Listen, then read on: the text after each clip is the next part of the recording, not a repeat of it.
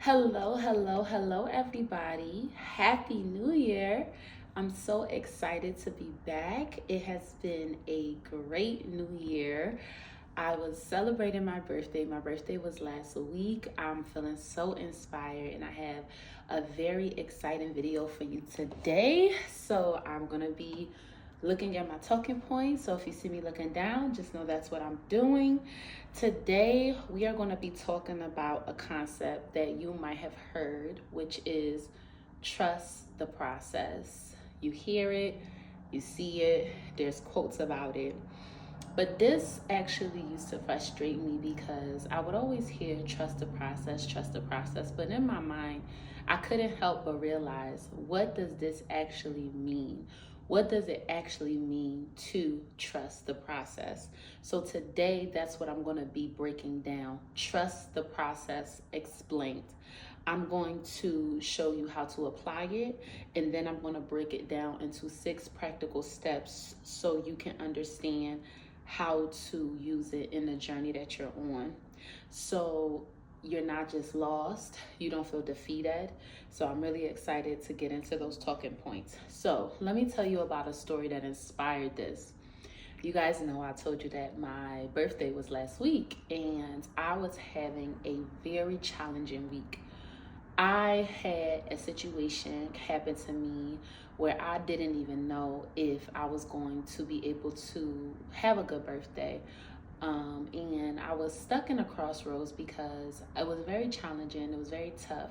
But I went through these 6 steps, and what I can tell you is that it really worked. You know, a lot of the times as entrepreneurs, as wives, as friends, you know, we deal with these challenging situations. So for me, I was looking at a situation that really was tough, and everything said that it wasn't going to work out, but I really did trust the process, and it helped me a lot. And I wanted to be able to share that with you. If you are going through something and you feel like it's no hope, or you feel like you don't know what to do, I want to be able to go through the steps that I used that really was able to get me to the next level.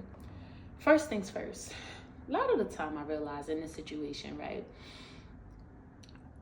Look at your situation and understand it. Many times when there's a problem or there's something happening, we don't necessarily look at the situation. We start to worry, we start to get frantic. For example, let's say you have a bill due and people are calling you, and or you have, a client, and things are not going as you expected. The first thing we start to do is go into flight or flight mode. Take a second and pause. Evaluate your situation. Ask yourself these questions. What's working? What's not working? What emotions are coming up? It's very important to be honest with yourself in this space. A lot of the time in this self-development space, you'll hear, oh, stay positive and everything is going to work out. This is not when you want to do this. You want to be very open. I was very open as I was vulnerable. This was a situation that left me very vulnerable. I was scared. I really didn't know what I was going to do.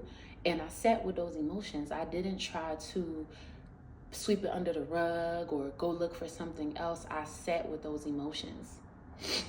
So you definitely want to sit with those emotions. You want to take your time. You want to feel how you feel so that you can be able to really now get to the place of solutions. The next thing you're going to want to do, journal. Write it down.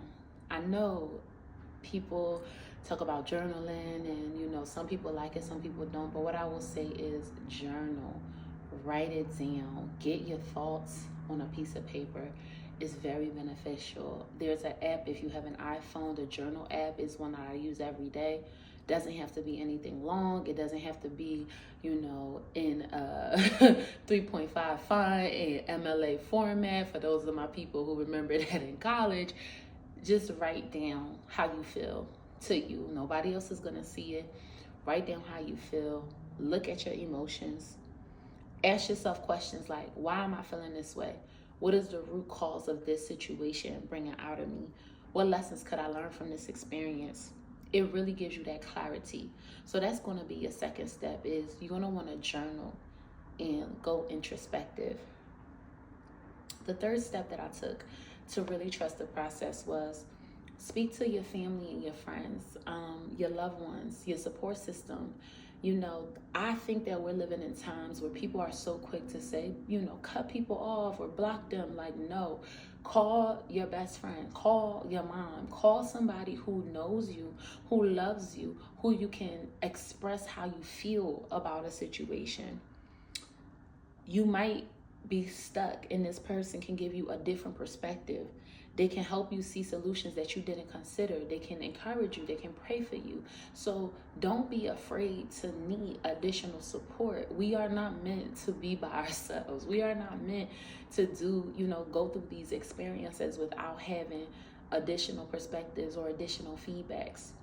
And also too, look at a YouTube video that gives you peace. That was another thing, an added bonus that I did. Play a YouTube video that reinforces your new mindset, like or another video. But seriously, like, speak to a family or friend, have something positive playing in the background. This is really going to help you get through your process and feel comfortable and start to feel your feelings and your emotions calming down. The next thing you want to do is control your anxiety when you can't find answers. Do all you can. The hardest part about trusting the process is the anxiety and the uncertainty.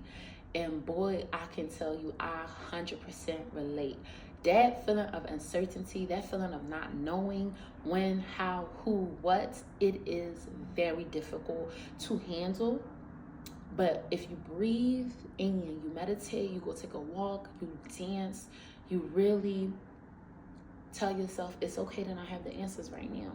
It's okay to not have the answers right now. I'm doing my best.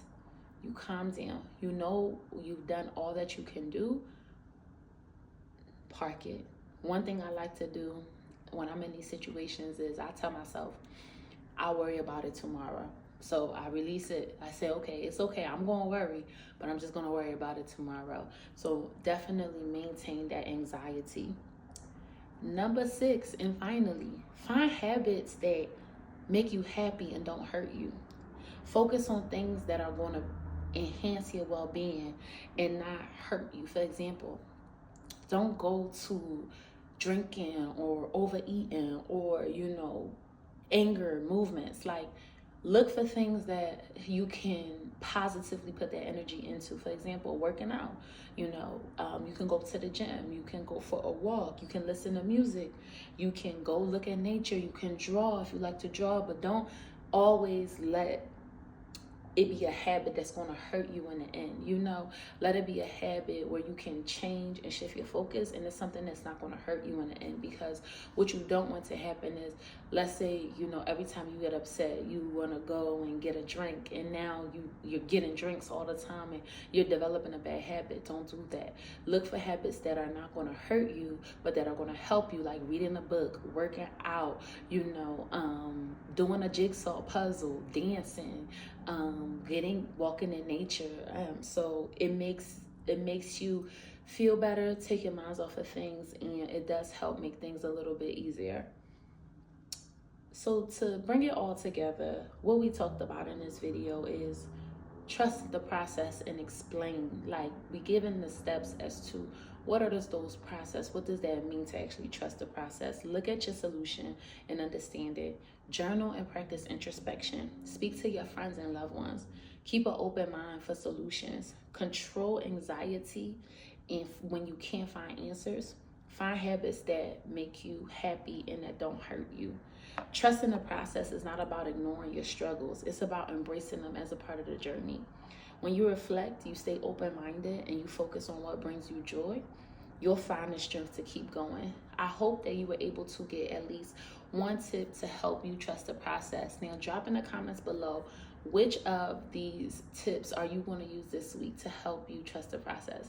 Thank you so much for coming to my channel. I look forward to seeing you in the next one. Bye.